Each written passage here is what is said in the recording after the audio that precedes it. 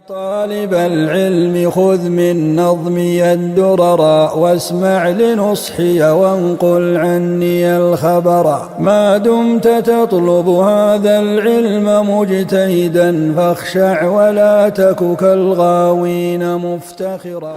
بسم الله الرحمن الرحيم الحمد لله والصلاة والسلام على رسول الله. Jemi tek libri i Ibn-Qayyimit Mjekësia e pejgamberit alayhi salatu wassalam. Në dersin e kaluar kemi folur për udhëzimin e pejgamberit alayhi salam në lidhje me fjetjen. Sonte kemi disa tema tjera, kemi për mënyrën e zgjimit të pejgamberit alayhi salatu wassalam. Normalisht njeriu kur flan edhe quhet, apo kur të flan si ka flet Muhamedi alayhi salam e kemi trajtuar në pika të shkurtra. Do të trajtojmë çështjen e mënyrës së zgjimit. Pejgamberi alayhi salatu wassalam kur këndonte xheli e lavdronte Allahun subhanahu wa taala. Domethënë momentin kur e këndonte xheli, pse se korona ditë e sheh, çka? Me lajket i sheh. Dhe xheli zakonisht mëngjes këndon.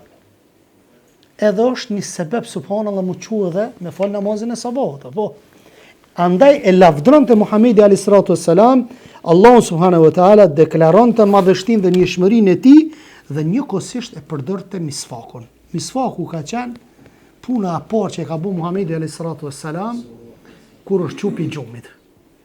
Ose me njerë sa u qu, ose kur ka marr abdest. Apo i ka pastru dhomt, se na i dim vllazni gjatë natës ti kur të flen, kretat ajo thartina nga lukthi ngritet nalt tek gjuha dhe pastaj çfarë vjen era e keqe e gojës. Vjen era e keqe e gojës. E me pas smundje të lukthit daha ma keq bëhet apo ose të dhëmve, edhe njeriu tash kur është beqar apet nuk është shumë problem. Veç kur është i martuar është pak problem apo? Do thonë është problem, se jemi grume në shtrat. Edhe kjo bëhet sebeb edhe të largohet dashuria pastaj. Do thonë çështja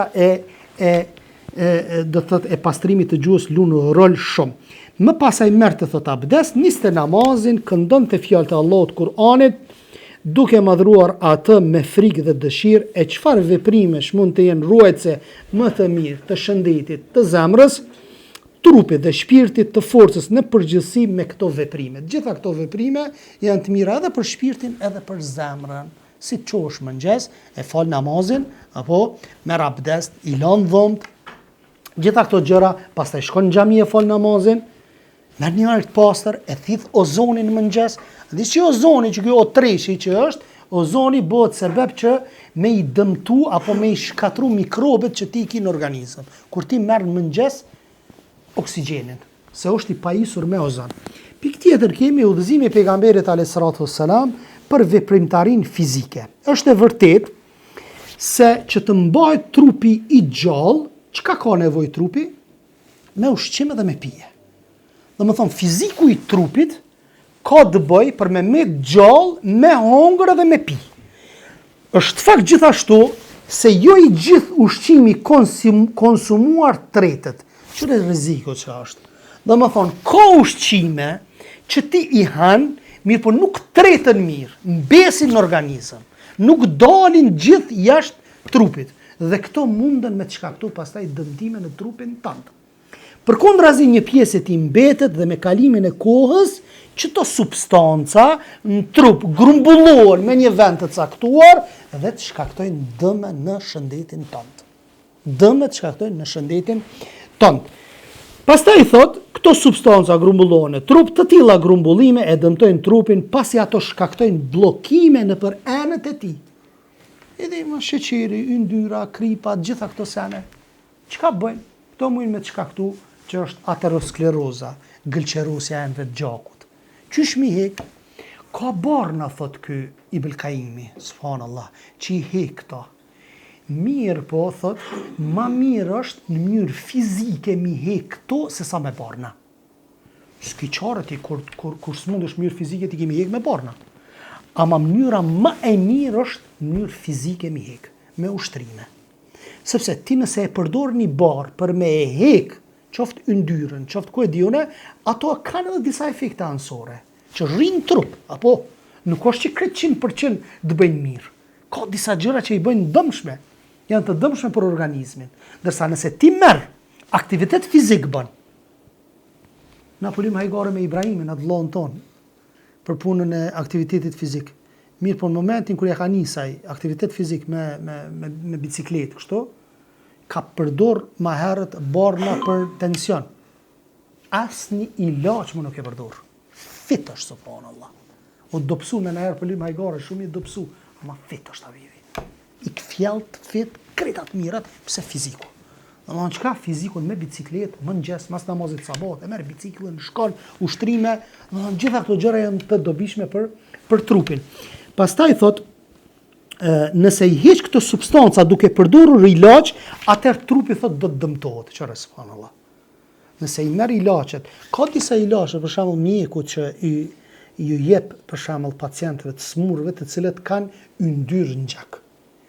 Po i morën një herë, nëse i lën një periudhë rritet më shumë yndyra. Domethënë që i bie në momentin kur ja nis me përdor për yndyr, ti duhet me përdor tani jetën. Mirë, po ç'a më bë? S'ki çfarë pa përdor. Sepse nëse nuk i përdor, atëherë kjo çka të bën? Kjo mundet është një prej shkaqeve të ardhjes së infarktit. Mos harroni vëllazë, mos i thoni infarkti, ra infarkti edhe vdiq. Infarkt nuk i thot, infarkt. Infarkt. Po, jo infarkti. A ke pa shqiptar që thënë? Ra infarkti e myti, infarkti. Infarctus myocardi, domethënë quhet në gjuhën latine. Thot trupit do të dëmtohet sepse shumica e ilaçeve janë toksike, janë të helmueshme. Edhe thot me shkallë të ndryshme, në fakt ilaçet heqin edhe substancat e dobishme. Apo çka? A keni pa disa slimsa që i përdorin për punën e dobësimit? Do të çaja, slimsa, s'di ç'është. A din që ka pas raste njerëzit janë smumë si që kanë përdorur ato. Çka din slimsi kur ta përdor ti, çka me qite, çka mos me qite, hajt kallzon ti. Ç'a din? Ka dalë se tash po hiq kjo substancë duhet me dal. Shtype aty, dil për jashtë. Kjo tjetra, shtype dugmën tjetër, dil kjo ti. Jo, ai kret ti çet për jashtë. Kret minir, domethënë me një anë ty dobson, po, me saritohesh mirë. Edhe dyta çka? Normalisht ti dobsohesh, po në anën tjetër çka këto ndome. Në duhet me pas shumë kujdes. Mile subhanallah, fara e mbretit. Keni dëgjuar për farën e mbretit? Shumë rrezikshme isha bibi. Shumë rrezikshme ish për dëmtojke me mëlçije, me veshka, shumë e dëmshme ish fara e mbretit. Po, shumë precis në shpejt, edhe unë njerë e kom përdor në jetën teme, veç një e kom përdor, shumë e vogël, po, kom pas dikuja 3-14 orë kom pas barkëqitje, edhe u saritova kretë. Fa një shprej si ujë, si qeshme kom pas barkëqitje. Më dhënë shumë e rrezikshme, duhet mi studiu mirë, senet për mos me bo dome, apo. Pastaj thot, kësisoj lëvizja është një nga mënyrat më të mira për t'i penguar këto substanca. Paramendoti, kur ki yndyr, kur ki sheqer, kur ki gjëra toksike në organizëm, kur ti ec, ato shkrijen. Edhe në momentin kur shkrijen, hiqen në mënyrë natyrale. Kjo është seni më i mirë. Mënyrë mas mirë ti është mënyrë natyrale, mi hik gjitha këto gjëra. Pastaj thot, veprimtaria fizike në me mas i jep imunitet trupit, e bon qëndrushëm trupin, dhe thot, kundra pjesës më të madhe të sëmundjeve dhe ndryshimeve të temperamenteve, veprimtaria fizike duhet të kryhet pas tretjes së ushqimit. Thot, ushtrimet me mas janë ato që japin ngjyrë fytyrës dhe gjallërojnë trupin. Vallai gjallëri ka njeriu. Sidomos mëngjes me dal me ecë. Çdo organ forcohet kur ushtrohet rregullisht me një lloj veprimtarie, sidomos ato sporte argëtuese që organi është mësuar. Ata që merren rregullisht me sport e kalitin trupin e tyre. Ndërsa ata që ushqejnë kujtesën, forcojnë memorien e tyre, çdo organ ka ushtrimet e veta të përshtatshme. Për shembull, gjoksi ka nevojë për recitim, thot. Gjoksi ka nevojë për recitim. Thot, i cili duhet nis fillimisht me një ton të ulët, që pastaj mund të ngrihet e forcohet. Veshi ka nevojë të dëgjoj tinguj dhe zëra të ndryshëm. Subhanallahu, për çdo organ po të kallëzon i bëlkaimi çka janë të dobishme. Për shembull, veshi ka nevojë me dëgju tinguj që t'i rrisin ato hormonet e mira të organizmit apo të knatësisë, sikur për shembull dalish ta zon dëgjon lumi duke ecë apo ku e diun e zoqt. Pastaj syt shohin gjelbrim, e shohin ujin, i shohin malet, i shohin drujt. Këtë këto dhe më thonë janë me një aspekt një lloj droge natyrale e trupit tënd. Që rriten ato, dopamina që rritet ai hormon që ti knaqesh. A ki vrit, subhanallahu, kur dalish me një kur të shet do peizazhe të ndryshme të bukura, që knaqet njeriu, subhanallahu. Relaksohet. Uji. Më thonë ku ta ninat atë zhurmën e ujit. Këto janë të lidhta, subhanallahu, me hormonet, me tajimin e hormoneve. Dhe çto hormone kur tajiten, kur tajohen, atëherë ti një lloj kënaqësie. Se i qenë trunit, i qenë informaciona. Apo. Pastaj thot, përsa i përket pik tjetër, gjua thot ka nevojë të flas, syri që të shoh, këmbët që të ecin, duke i shfaqur hapat pak e nga pak hap pas hapi. Kalorimi, edhe kalorimi ndihmon. Thot, përdorimi i harkut, mundja dhe varapi janë sporte që shërben për të gjithë trupin. Të gjitha të tilla sporte madje luftojnë edhe smundjet kronike si lebrën, edemat, edhe thot kapslëkun.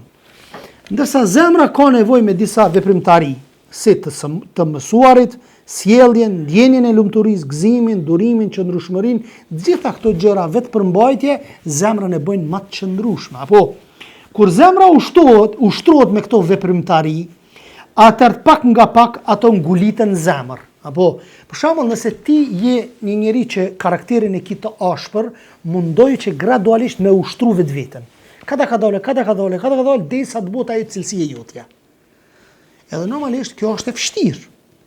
Mirë, por nëse gradualisht ti munohesh me bë sabër, kada ka dole ti vetë se e forcon atë cilësi, e hek atë cilësi të keqe, nuk mundesh krejt me hek, apo se është problem mo e krejt, po e përmirëson, apo e qet në kuadër një rrethi, apo po ashtu thotë dihet se namazi ruan shëndetin e trupit dhe ndihmon në shkrirjen e substancave të tij të tepërta. Pse se është një lloj fiziku, përveç anës shpirtërore që ti drejtosh Allahut subhanahu wa taala, ti e ke dhe fizikun. Fizikun Allahu ekber, bjen ruku, ngritesh, bjen sejdë, gjitha këto lëvizjet gjatë 5 kohëve të namazit ty të ndihmojnë edhe në fizikun tënd pos shpirtërorës. Pos shpirtërorës e sidomos për shpirtërore është kur bjen sejdë. Kur i bjen te ftyrën e ki çështjen më të madhe për ty. Dhe ti ftyrën bollin tënd pja kushton Allahu subhanahu wa taala. Para mëna për shembull, a ka nënshmim më të madh me të ardhë një armik i yti apo një dushman, edhe me ta vendos komën tonde me këpuc, apo një kom të fliqt, apo ku e dion edhe me thot qite ftyrën të koma jeme. A mu ish me qitë? është nënçmim për ty. Ndërsa për Allahun ti e qetë. Se i përkulësh Allahut subhanahu wa taala me sejdë. Pastaj thot përveç kësaj ai ruan besimin dhe sjell lumturinë këtë dynjë dhe në ahiret. Në dy sahihet vjen rrëfimi se pejgamberi sa ka thënë, kur jeni në xhum, shejtani vllazni, kur jeni në xhomane në mend, i lidh 3 nyje. 3 nyje ti lidh mëngjes. Kur dush mu qu, mas pari, si ti qelë sët, telefoni si të bën, veshtuj bismillah, u hek. Ama dhe 2 mbetën. A dalë dhe 2 mbetën. Nëse qosh me rabdest, u hoqen edhe 2, po hala je anikni. Kur e fal namazin, sidomos me xhamat, atëherë hiqen të tret dhe ti je, tër ditën pastaj je, dhe më thonë, i këfjalt duke punuar me lenë Allahut subhanahu wa ta'ala, ndërsa çfarë thot? Shejtani thot fli, nata është e gjatë. A ki po ato 5 minutat, sabajt janë kuku si 5 orë me fjajt. Qashtë ti knoqin, une veç i bëj 3 alarma i bëj. 24, për shambull, 5:20, 5:25, 5:30. Edhe në shumicën e rasa 5:30 qona. Pse 5:20 e kumbo? Pse se i kumbo si opcion me një aspekt. Ama të 3 i bëj. 5:20 veç me thonë, hajt me ta prish. Ma mirë lije 5:30, aty edhe iq, mëse asi. Ama që ashtu?